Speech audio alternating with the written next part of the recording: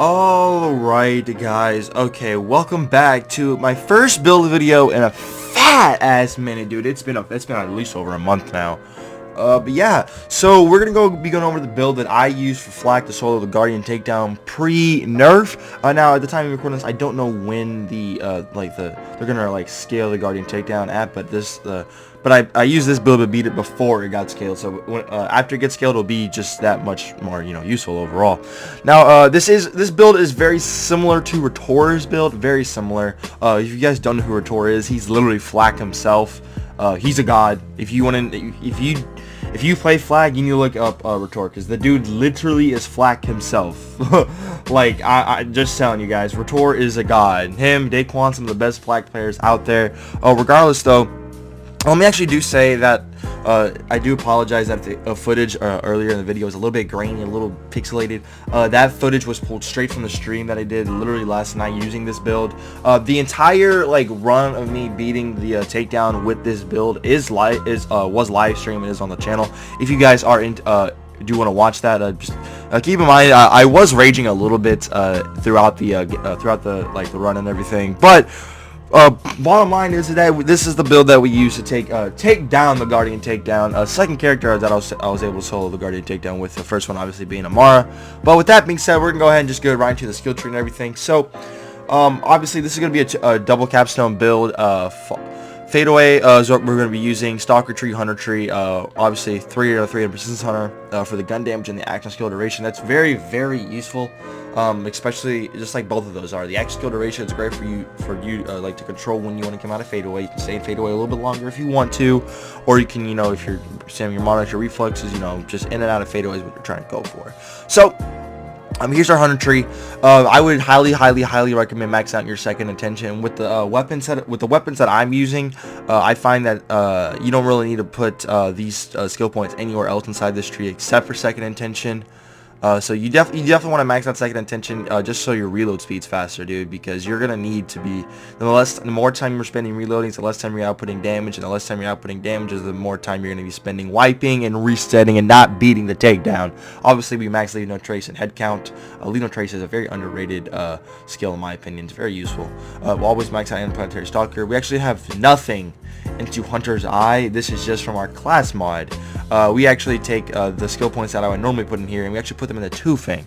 Two Fang is, these two skill points are literally only used for the back burner that we use. So just keep that in mind. If you are not going to use a back burner, then by all means go ahead and throw these two points from Two Fang into Hunter's Eye. They could help you out a little bit more on Hunter's Eye, especially if you aren't using a rocket launcher at all. That's literally the only reason why I'm using Two Fang. Obviously we max out big game in the most dangerous game. Duh. And obviously, of course, we get Grim Harp. No, we don't. Galactic Shadow and Megavara were Flak. That's what we do. So here's our Stalker tree, right? If you look at it, it's a little bit different. So obviously we always get Fierce Attack. Very good. I always throw at least something in a self-repairing system just for a little bit of extra health and some sort of regen for our boy Flak. It just I just prefer it. Nothing into Eager Impress. You'll be able to get your Fadeaway back super fast with the type of weapons that we're going to be using. All my BFS, this is very important for keeping our pet alive. An Overclock is just good, so you put out more damage. Turn Tail and Run Out, I don't need to explain why this is so goddamn useful. Licking the Wounds, same thing goes. And then obviously we have this beautiful Fast and the Furious. 5 out of 3, very fucking good, man. Just saying, this is the skill point is so helpful. And then we have Hidden Machine. So believe it or not, the Hidden Machine is actually very helpful, mainly for the sole purpose that some of the enemies will not even be focused on you. They'll be focused on the pet, and that will actually allow you to get Hidden Machine procs. Now keep in mind that whenever Hidden Machine, the way it works is that if an enemy sees you and you go inside a Fadeaway, you get no Hidden Machine buffs. Okay, you have to literally go invisible before they even know you're there in order to get the Hidden Machine proc. So just keep that in mind. It's a bit wonky when you're using it, but the extra damage you can get out of it on enemies that aren't going to be seeing you is very helpful. Then we do have the Power and Sign, once again, double capstone, and then I literally never switched off of these two skill points for our Fadeaway the entire time. I know some people like Gorillas in the Mist, but trust me, you're gonna want to go in and out of Fadeaway as as often as you can to proc your ASCs and just, you know, stay safe inside of there. Plus 3-shot fadeaway just lasts a lot longer than Gorillas in the Mist does, so just keep that in mind. Also, Not My Circus is very, very helpful with Hidden Machine, because you'll go in fadeaway, you can pop your attack command, the pet will go attack the enemy, and then you'll come out of fadeaway. They won't be targeting you, they'll be targeting the pet. Boom, Hidden Machine procs. Plus you'll be able to change your fadeaway very consistently, just so keep that in mind. And then Until You're Dead is just great for health regen and movement speed. Keep in mind these 10 seconds will probably be, like, you'll have Until You're Dead mostly up almost all the time, because you'll be going in and out of fadeaway very, very consistently. Okay, so that's going to do it for our skill trees here. Once again, that's 303 Persistence Hunter is always very, very fucking awesome. And then the Hunter tree, obviously we get Mega War. I'll go ahead and show the modifiers real quick. I run Speed, Demon, and Holy Critter, the main two you want. Any other thing between medium and hard modifiers they don't really matter all that much. I would say try not get Freeze Tag, because Freeze Tag is a little fucking annoying. But if you get like something like Healy Avenger and Chain Gang, you'll be good to go. As long as you have Holy Crit and Speed Demon, that's all you're really looking for. So now we have our gear here. So, once again, I only use the back burner for the boss fights, and when I say the boss fights in the initial run, I didn't even use the back burner on Anathema. I used the back burner mainly for the last boss fight. I also have a 200% ASE shock splash damage, which is very useful. Huge shout out to the homie Freddy for hooking your boy up with these god tier back burners. I'll be doing showcases for these back burners probably in the next couple days or so. Keep on the lookout for that. And then obviously the Monarchs are like literally like top 3 guns in this entire raid. It's just so useful. And even the even consecutive hits is not something you want to look for. If you do have consecutive hits, Corrosive and Shock Monarch, that's going to suit you very well. But the god tier that you're looking for is 100. Like if you have Corrosive one, you want to look for 100% ASE Shock and 100% ASE Corrosive for your Shock Monarch. Just so keep that in mind. My personal favorite is ×4, just so you don't have to, just so you're not spent reloading as much. So just keep that in mind. If you, whenever we are not using the back burner, I always put in this recursion here. This recursion is very awesome. This recursion has ASC, getting us more elements, plus it's ×2, so it just does help out for mobbing big time, so just keep that in mind. And then we do have a reflux here. So this reflux is not the reflux that I use in the takedown. This is the one that we use, these two. So now, I am a big advocate of the ×7 reflux, more so than the ×14. However, in the Guardian takedown, the pre-scaled version, having the ×14 just put out a lot more damage than the ×7 one is just overall very useful. So this is why we mostly run the ×14 one inside of it. Once again, we do have the ASC with 100% shock, which on the reflex is perfect.